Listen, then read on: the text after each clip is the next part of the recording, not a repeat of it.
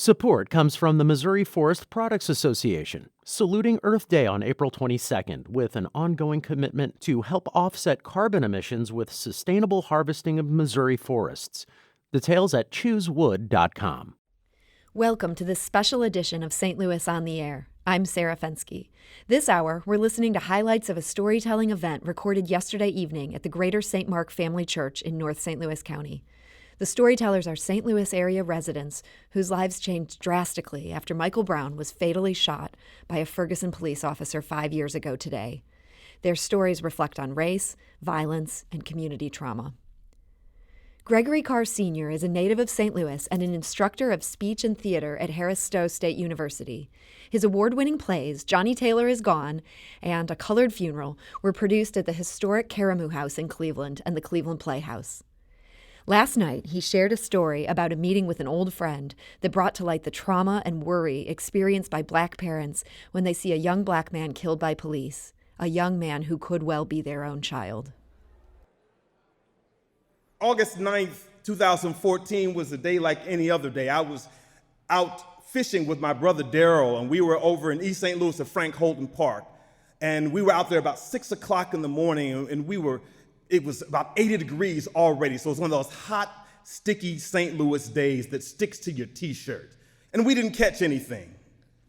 And so I drove him home to Florissant, and I dropped him off. And I simply told my brother, I said, I don't want to drive down West Florissant because I don't want Ferguson police to harass me. So I took 270 to 170 to 70 back to my home in Normandy.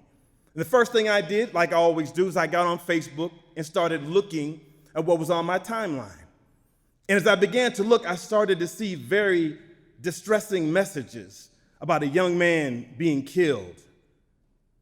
Fast forward a week later, August 16th. By this time, I had become a fully engaged social media warrior, and I'm debating everybody on social media, and I'm debating back and forth about police brutality and what is really a riot. And yes, I unfriended a whole lot of people. But there was one message that stood out to me. It was a high school friend of mine. Her name was Adrienne. And she started talking about the conditions of her neighborhood. And she was talking about the sound of gunfire and protesters and police. And she asked a very poignant question. She said, am I crazy?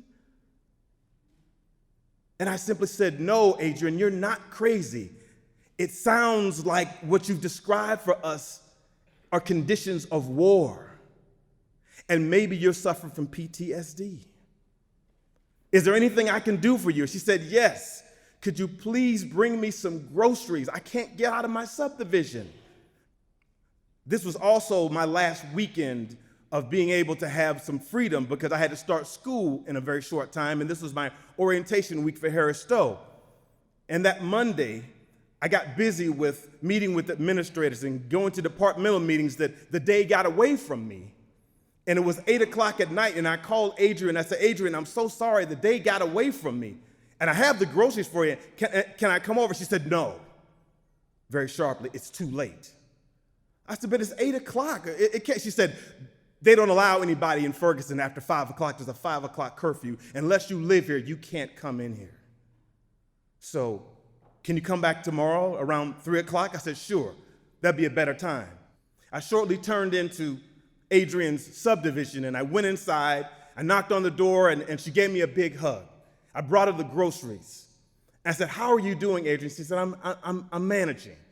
I said, well, we don't have to talk about the Mike Brown incident right now. We don't have to talk about everything that you talked about on Facebook. I said, I haven't seen you in so long. I said, tell me something about yourself, because I hadn't seen her in 20 years. She said, well, I have 2 twin boys. They're young men, they're 20 years old, and they both have dreadlocks, and I'm worried about them all the time because they get racially profiled.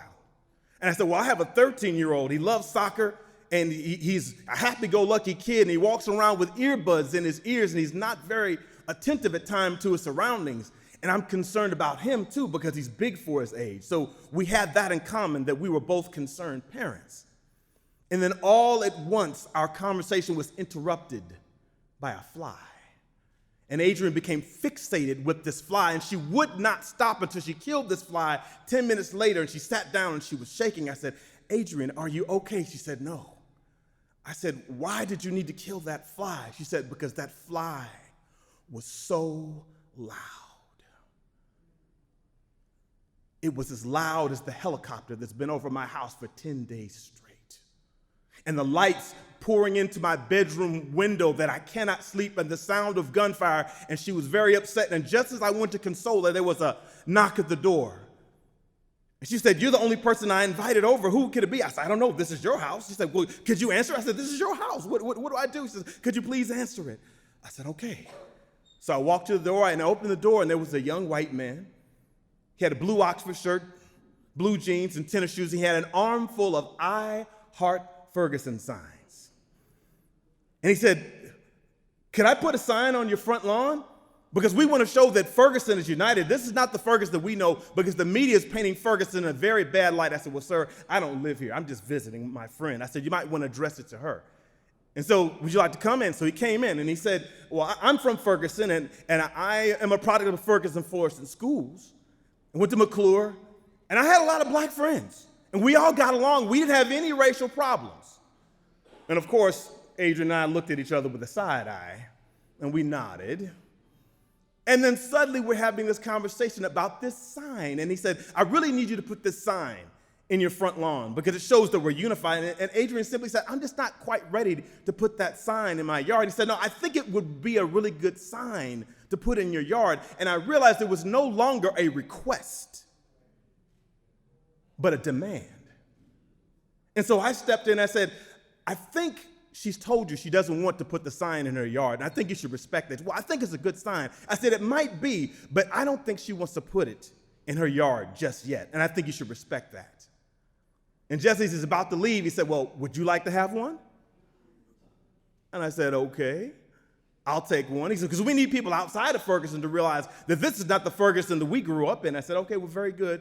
And he went on his way, and he went on to the other houses down the street.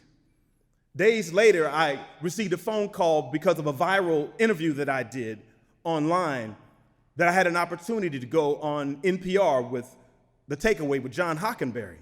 And they asked me to bring my son because I had talked about in this interview how I had to have the talk with my son. So as we're sitting in the studio and we're preparing, he said, I'm going to ask a question. And Dad, I don't want you to interrupt. I said, all right. And he asked my son a very pointed question. He said, Gregory, have you ever been racially profiled by the police? Have you ever been afraid of the police? And I looked at him because I didn't know what to say, because we'd just had the talk the night before. He said, yes, I have. And I am in shock because we had not talked about this. And he said, tell me about it. He said, we got racially profiled coming from a basketball game in South County, and the police stopped us, and they put the flashlights in our eyes, and they harassed our coach, and they harassed every single one of us. So what do I take away from this? I say the social media is a powerful weapon, because if it weren't for social media, I would have never seen the seriousness and the gravity of what happened to Mike Brown. Mike Brown's body laid on that ground for 4.5 hours in 90-degree heat, and all the world was able to see it. Had it not been for social media, I wouldn't have stepped outside of my comfort zone and asked Adrian, what could I do to help you? And I learned about not only who she was, but I learned about more of who I was. And lastly, I got to see life through somebody else's eyes, because I started thinking about how much I wanted to protect Adrian from this person who wanted to force this sign on her. And I started thinking about my happy-go-lucky 13-year-old son who was asked this very adult-like question, and I wanted to protect him, but I couldn't. And then I started thinking about Adrian's 2 sons with dreadlocks who get profiled, but she could still touch them and say hello to them and hug them. And I could still say hello to my 13-year-old son who's now 18 years old and just went to college. But Mike Brown Sr. and Leslie McSpadden, all they have is memories. Because then I realized that Mike Brown wasn't just their son. He was our son too. Thank you. That was Gregory Carr Sr., a native of St. Louis and an instructor of speech and theater at Harris Stowe State University. You're listening to a special edition of St. Louis on the Air. We're listening to stories recorded last night at the Greater St. Mark Family Church in North St. Louis County. Up next is Aziza Binti, a passionate storyteller with a focus on empowerment, wellness, photography, and documentary film. In this story, she talks about coming to the realization that she unknowingly feared black men and how she worked to love black men more after Michael Brown Jr.'s death. I met my best friend Danny in 2013. We were both at a friend's home filled with area black poets who were like the dopest people in the world. It was amazing. And Danny struck me as kinder and sweeter than I'd really ever known a man to be. I mean, this brother was really cool. We talked for hours on end about everything, it seemed like. We hung out, we went to the movies, went out to eat. But there was one thing that was missing. Danny had never actually been in my home. So it was a little after midnight. Danny hit me up. That's not unusual. But this time he wanted to come by. I mean, I'm a lesbian, he's straight, it should be cool, but I'm still a woman, he's a man. I don't know. So I sat there frozen and a little confused. Why was I afraid to let my friend come through? I mean, if it was my homegirl, yeah, come on, girl, we finna chill. So I responded, you know what? I'm actually getting a little tired, bro. I'm gonna catch you another time. That night, I had nightmares about my friend. He wasn't my friend in these nightmares. He was something else. I woke up crying that next morning, confused. Why had someone so kind and sweet who I enjoyed in my life triggered such fear for me with a simple request to hang out? That afternoon, Danny texted again. Hey, Ziza, what you up to? I'm chilling, just editing. What about you? Yo, I'm in the neighborhood. Maybe I can stop by since it was too late yesterday. Okay. Because by this time, I figured I needed to face this. I needed to move past it. So I was still afraid, but I said, yeah, man, come through. We can have some lunch. I immediately got on the horn, texting my friend, Allison. Allison, hey, I need a favor, friend. Danny's coming over for the first time, and can you come over at the same time? She was like, cool, no problem. Didn't even ask me why. Great. So it's all set. Allison will be here, Danny will come over, I'll make a dope lunch, because I can cook. We'll have a good time, they'll leave, along with the fear, right? Danny arrived, we all chilled, it was a good time, we laughed, we talked about everything. It was time for them to go, they left. Fear stayed.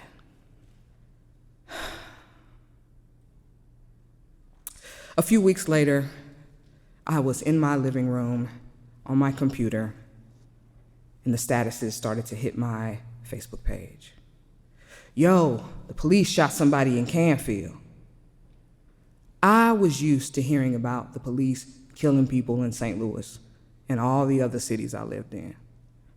I chose to believe that the person who got shot probably did something, and that's why it happened. That's what I believed at the time. But this was different. This was a boy. This was an 18-year-old boy. Danny got back from Canada. He had been gone during this time, texting, saying, hey, Z, you okay? I'm good, man. I'm doing the best I can do. But I worried about my friend. I kept thinking, What if that had been Danny? Or my brothers? Or my nephews? Or my cousins?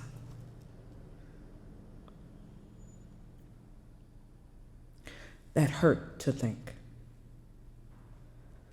But it also hurt to know that Mike was someone's brother and cousin and son. I didn't know what to do with all of the feelings I had about what was going on with Danny and I. I realized that when Mike was killed, I immediately was able to see him as a boy taken from our society. I was immediately able to feel compassion for his family and their loss. That meant something to me. And it made me realize that the way that I saw Black men before that moment wasn't in that way. I did not see them fully, and I couldn't understand why. Why so many Black men in my family, yet there seems to be this disconnect for Black men outside of my family? And I wanted to close that gap, to heal that chasm. I began to navigate these feelings that I was having and challenge myself to see things differently. I began to have conversations and critically think about where these thoughts had come from. Why was I so afraid of Black men? Who planted those beliefs in my mind?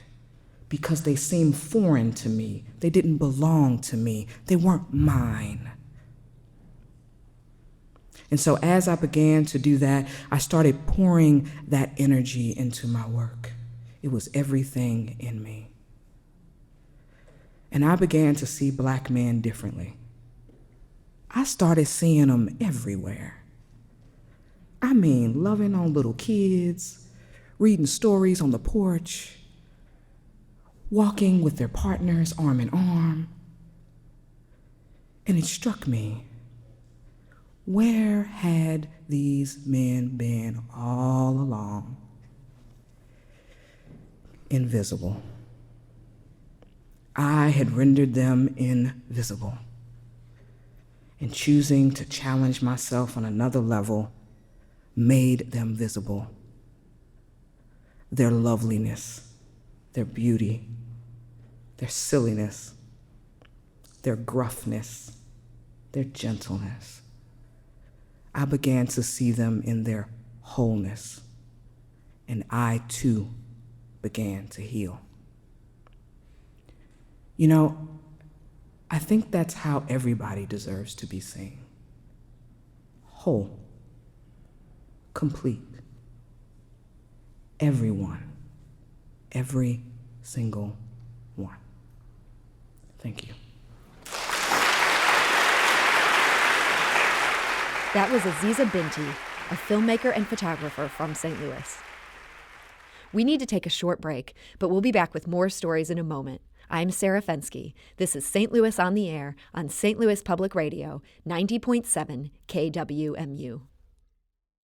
Support comes from the Missouri Forest Products Association, saluting Earth Day on April 22nd with an ongoing commitment to help offset carbon emissions with sustainable harvesting of Missouri forests. Details at choosewood.com. Now back to this special edition of St. Louis on the Air. Stories recorded before a live audience last night at the Greater St. Mark Family Church in North St. Louis County. The stories reflect on race, violence, and community trauma in the aftermath of Michael Brown Jr.'s death 5 years ago today. The event was hosted by Shiraz Gorman, a poet, storyteller, and award-winning advertising copywriter and St. Louis native. She is a member of St. Louis-based Screwed Arts Collective, a founding committee member of the St. Louis Brick City Poetry Festival, and is founder and executive director of Sibling Support Network, an organization dedicated to supporting people who have lost siblings to a violent crime. Between storytellers, she shared her own experience of being profiled by police. When I was 19 years old, I was driving down Highway 64 going west, and I'm a bit squeamish. And somebody's poor dog made its way onto the highway, and its carnage was just strewn across 2 of the lanes. And I tried to dodge it, and I swerved a bit, and I had a friend in the back seat of the car. So we're just going about. And I looked out my rearview mirror and I saw that a Maryland Heights police officer was then following me. And I paid it no mind. I was just like, oh, okay. Maybe he'll see like I didn't want to roll over like a dead animal on the highway. So I just kept going about. And then when I got off on Brentwood Road, I noticed that this officer was still following me. And sure enough, by the time I got to the intersection of Manchester and Brentwood, I was pulled over. And the police officer approached the car. And his first question was, why do you have somebody sitting in your back seat? Why are they not in the passenger seat? And I had a carton of rice milk that spilled on my passenger seat. And I explained to the officer, well, I don't want my friend sitting on a wet seat, so he's sitting in the back. And he proceeded to ask me, did I have a chauffeur's license? And I was like, no. And he was like, get out of the car. And I was handcuffed at the corner at 19 years old for not having a chauffeur's license because I had a friend riding in the back seat of my car because a carton of rice milk spilled on my passenger side seat. I'm in the back of the car crying because I could not understand, how can I get locked up for not having a chauffeur's license? Like, no warning. No, put some newspaper on your passenger seat and have your friend sit in the passenger seat because you need a chauffeur's license for somebody to be in your back seat. No, that was not the case. And when they took me to the station, the arresting officer proceeded to book me. And as I sat down, another officer walked in and also started to chastise me and pulled my hair. And I began to cry again. My mother and uncle showed up, and somehow I was magically released. But $325 later, because my car was impounded that quickly, and a load of humiliation later, I get home and my mother is screaming mad. And at that moment, I knew that my mother yelling at me for being out in Brentwood, Maryland Heights, had nothing to do with my decisions that day. It had everything to do with the fact that she knew if those police officers chose to, my life could have ended at 19 years old. And when we start looking at these events that have taken place, we tend to think that there's no long tail of history with this. We tend to think that the anger and the frustration somehow is not justified and is not righteous. So as you listen to these stories tonight, I ask of you all to really sit with the layers of the lived histories of each storyteller who is taking the stage. That was Shiraz Gorman, a poet and storyteller from St. Louis. You're listening to a special edition of St. Louis on the Air. We're listening to stories recorded last night at the Greater St. Mark Family Church. Our next storyteller is Kat Daniels, who goes by Mama Kat. She is a retired Navy wife and grandmother, and the leader of Pot Bangers, a group of volunteers who help unhoused families rebuild their lives. She has a degree from the Culinary Institute of St. Louis and a doctorate from Eden Theological Seminary. She believes in the healing power of food, saying that when you, quote, feed the body, you feed the spirit. She's originally from the Bronx, and she began her story by sharing how she settled in North St. Louis County. A note to listeners that Kat's story contains use of the N-word. We've left the word in because it authentically reflects her experience. It came a time where I left the cocoon of security in the boogie down, and I moved around the country. And I was blessed to be able to be around people that came from every walk of life from all around the world. And I learned to cook different meals from around the world. My husband was a sailor in the United States Navy, so I got to travel. And when he retired, we chose to settle here in Florissant, Missouri. And when I came here, I said, I'm going to go ahead to school, get my culinary degree. And I got in school, and it was everything for me. I just love food. I think it speaks a lot of languages. I think that it heals so much. And so I design cakes because that's what I do for fun. And August 9th, 2014, I was in my kitchen working on a cake for a client. And I had the TV playing in the background. And, I turned around at some point, and I saw a young man laying in the middle of the street. And that's a jacked up movie. So I turned around and I kept on going. And I was so into what I was doing, time had passed. And I turned around again, and this young man is still in the middle of the street. So you got my attention now because this ain't a movie because we didn't go to commercial, and I know I don't have HBO. Y'all excuse my language, but I'm just going to keep it real. When I was looking at that, the message that I took was that we're going to let him lay right here so we can keep you niggas in your place. And I got mad. And so I couldn't go nowhere that day because I had to finish this cake for this client.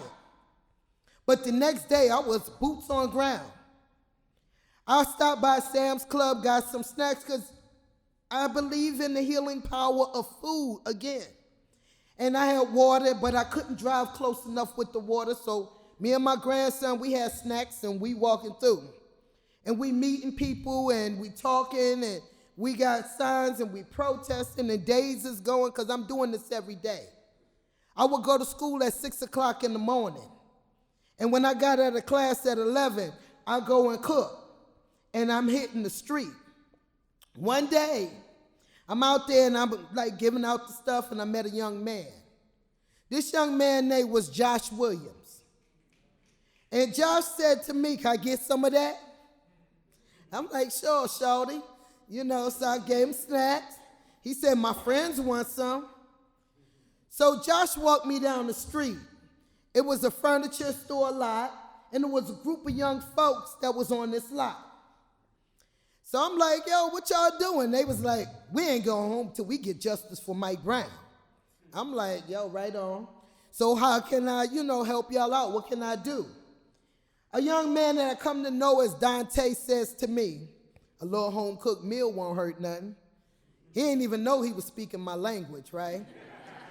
So I'm like, all right. So I went home because I told him it was late. I had to go home. I had to go to class. I said, I'll be back tomorrow. So I came back the next day with spaghetti, salad, and garlic bread. And we sat down. See, I could have just dropped the food off with these young people, but that defeats the whole purpose. We got to come together if we're going to win, right? So I sat down with these young folks and I broke bread with them. And this began a routine. Every day I get out of class, I go cook food and I bring food out there and me and my family. It's my new family. And we sat down and we ate. And that's where the name Mama Cat come from this group of awesome young people. And then, eventually people started going home. You remember it was a time where there was a lull in the protests.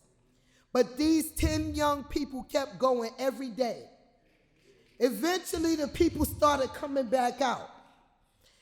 Ferguson, October was going down, and we had a lot of people. And then people stayed out there this time. It came a time where the non-indictment happened, and the crowd went crazy, right? Because it was going down.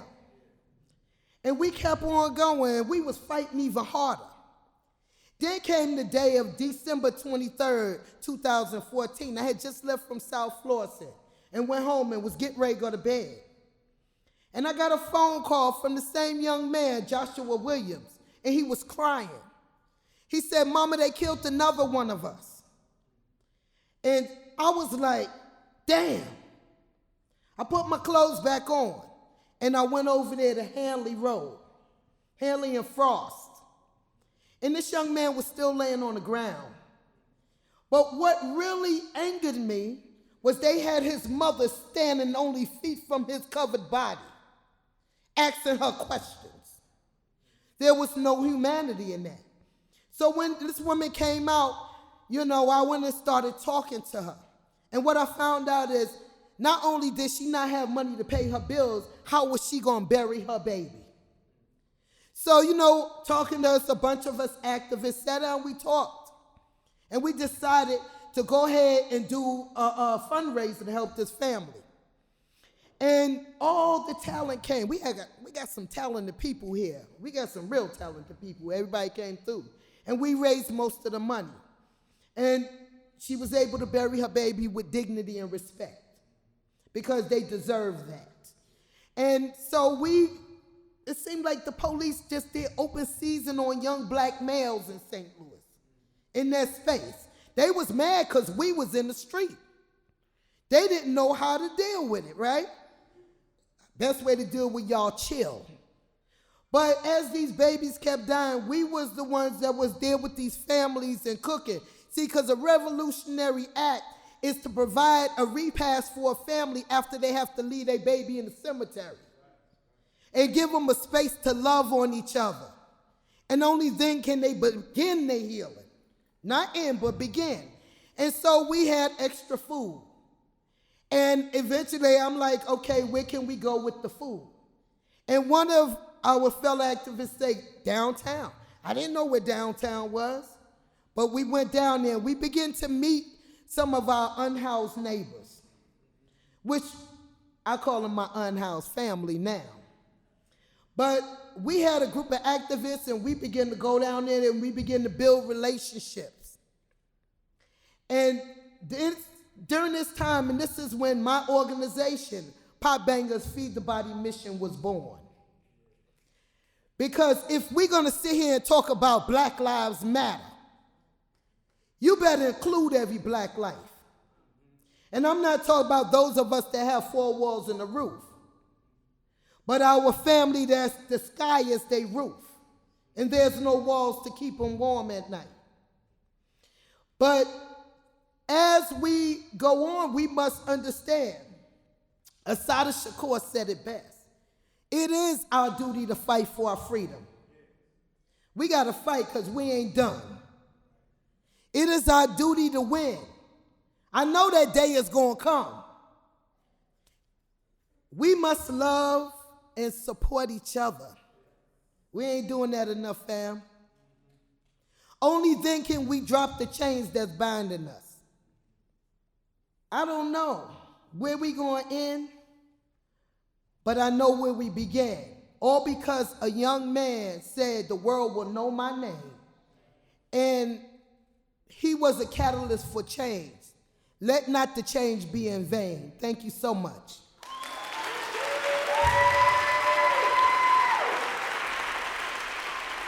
That was Mama Cat Daniels of Florissant.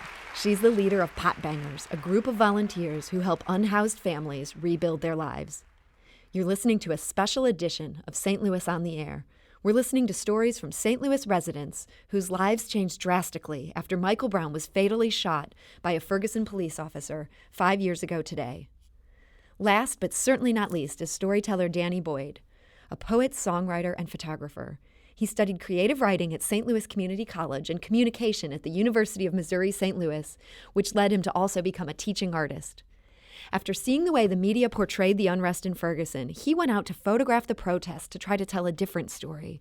The experience reminded him of how white men treated him when he was growing up. Oh, Danny boy. Oh, Danny boy. That was the song that my grade school gym teacher used to sing every time that he saw me. Hearing that short, stocky little white man sing that song made me feel like I was his favorite student. I was athletic, I was a good participator, and I was even one of 2 black boys in my first grade class, so I felt like he had to know that I existed. Each time I would see him, he would always sing that song in the hallways, and I would get excited and get inspired. And then one day, I grew up and I went to middle school and I became a teenager. And the first time I saw him after I grew up and became a teenager in middle school, I started to approach him at one of our school dances as that same little black boy that I thought I still was that had that song in my head. And when I saw him, the look that he gave me was, "You're not that anymore." The way I felt when I saw the look on his face said that you're one of them now. You're one of those troublesome black men. And I knew he recognized me because I could see it in his face, but I could also see that he didn't want to recognize me. And in that moment, the little black boy inside of me died. And at the age of 12 years old, I learned that white men believed they had the privilege to determine who I was going to be. So there I was, August 10th, 2014. I was staring at the most beautiful full moon that I had ever seen.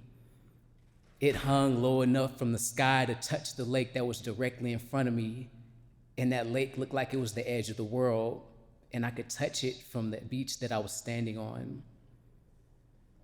I felt the calmest that I had ever felt in my life because I was over 1,000 miles away from all the chaos that was happening in St. Louis. You see, my perspective of that moon was from Toronto. I found myself there in search of new opportunities because I felt like some of those opportunities weren't available here at home. Being amongst the diverse group of population that was there, seeing all the different ethnicities made me feel at home. I felt free to be me. The day before, August 9th, I got a text message from one of my best friends, and she was saying that there had been a shooting in Ferguson. Now, I was in Toronto, so I didn't want to use up my international data, so I couldn't respond to her. So I decided to get on social media and see what was going on. And when I logged in, literally every one of my timelines was filled with the burning North County, my North County. You see, that Quick Trip that was on fire sat directly in front of the townhome that I grew up in for the first 2 years of my life. That same gas station was down the street from where one of my best friends lived, and around the corner and a couple of blocks down, Chambers, from where I've lived since 1992. The moment I saw all of those pictures, the comfort that I had in Toronto began to fall apart. 26 years of living in North County, and at no point have I ever felt helpless to be in my community. So there I was, August 10th, staring at the most beautiful full moon that I had ever seen, and I felt free. Thinking about the bondage that had taken the life of Michael Brown Jr., I wasn't a part of that anymore. I was free. And I began to ask myself, why should I go back? You see, for the entire year of 2014, I dreamed of moving to Toronto, and the only thing I had to do to make that dream come true was to miss my flight back home. I had a decision to make. I decided to come home. 6 days after the Quick Trip had burned down, I found myself riding up Chambers right past this church to go to West Florissant to see what actually happened in the Knights of Ferguson for myself. I've always been an adventurous person, out until 3 o'clock in the morning taking pictures in cities. So on August 15th, which was a Friday, I decided that that was the day I was gonna see for myself what was going on. So I was riding up Chambers thinking I was gonna make the left turn on West Florissant, and the first thing I saw was all this traffic. Of all my years of living in North County, I had never seen that much traffic going down West Florissant. I ended up having to park my car in the lot where the Walgreens used to be, and I walked a mile all the way from Chambers down to the Quick Trip. And as I began to walk, I started to see people that looked like me, young Black people, riding in their cars, and their radios were really loud, like really, really, really, really loud. And then I began to notice people were hanging out of windows and they were riding on the rooftops of cars, and I felt this energy that I never knew could exist in that moment. And I began to get excited. I was running down West Florissant trying to grab every single shot that I get, and every time I passed a car, somebody would yell out, "Hey, yo, cuz, get this picture." And so I obliged them. I started taking pictures, and I decided that I wanted to use my long lens so I can get isolation of the subjects from the rest of the background, because I wanted to tell a unique story based on those people in that car. So after about 15 minutes of these Ayo photos, I finally made it to the Quick Trip. And the first thing I noticed was peace. There weren't any riots. There was no fire. There was no tear gas.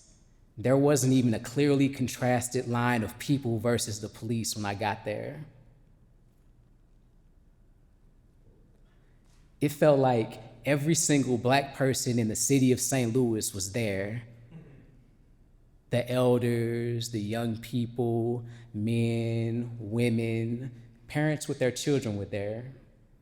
It seemed like every single Black person in St. Louis was there because something about what Darren Wilson represented had a hold on them. Whether it was the unjust traffic tickets and traffic stops, or whether it was the fact that every last one of us had to show up on one corner in North County just to get the rest of the city to hear us. But it was all done with love. That same love led a man to set up a drum set underneath the Quick Trip Pavilion and start playing. It made me feel like I was at the May Day parade, the way you feel the pulse of the drum lines pulsating through your body, and he was playing along with all the people that were chanting, "Hands up, don't shoot." And so originally, I thought I was just going down there to observe, to just hide behind my camera and take pictures. But I felt myself being drawn into that moment. The more we began to chant, notice I said we, not them, it became about us. And I realized I was a part of this movement.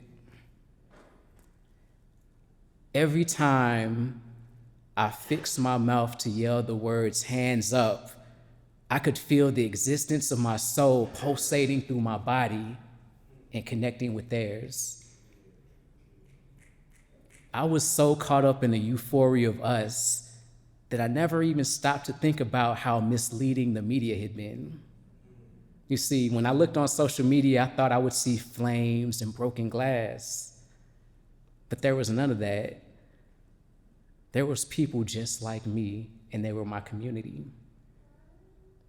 And in that moment, I was glad I decided to come home and capture those moments for my friends and myself. But somebody wasn't glad I did.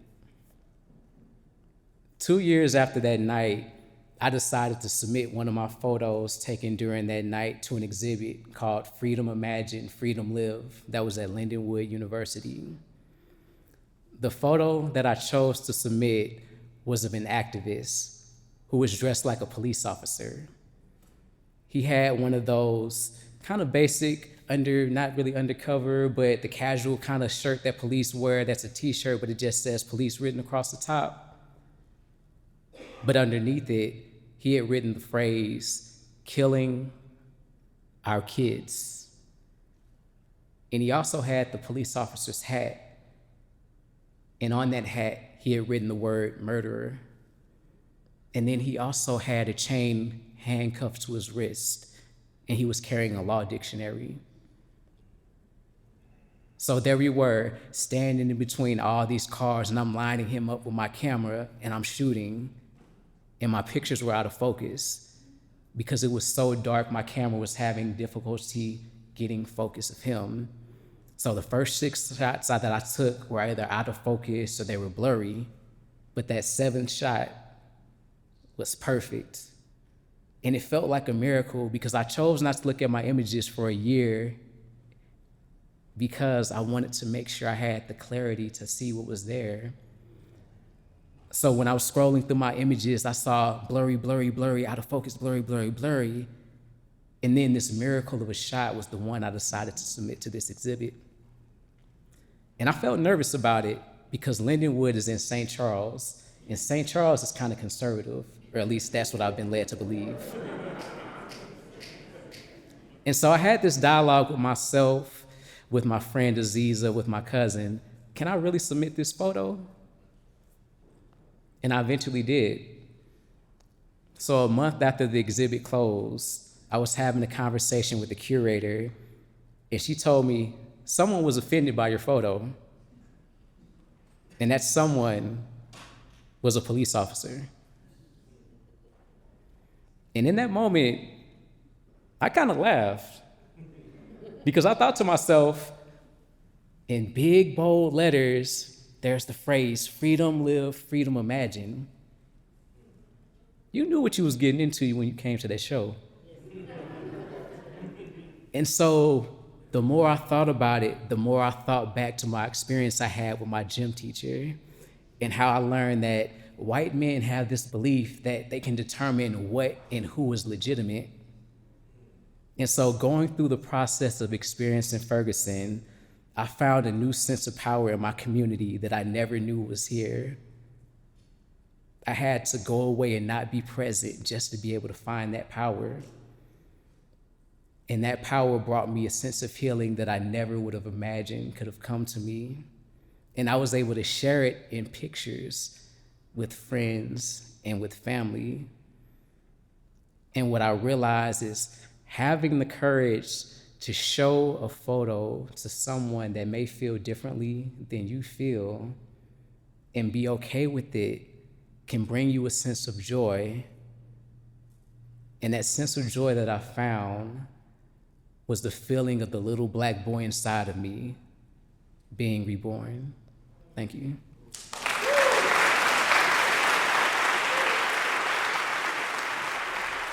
That was Danny Boyd, a poet, songwriter, photographer, and lifelong resident of North St. Louis County. This hour, we've been listening to highlights of stories shared last night at the Greater St. Mark Family Church in North St. Louis County.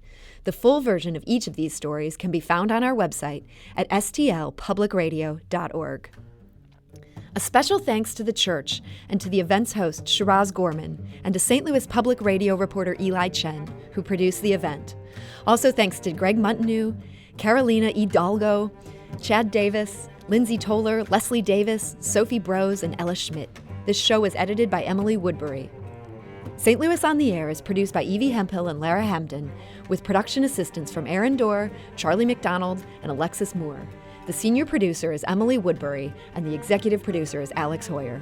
St. Louis on the Air is a production of St. Louis Public Radio, 90.7 KWMU. Thank you for listening. I'm Sarah Fensky.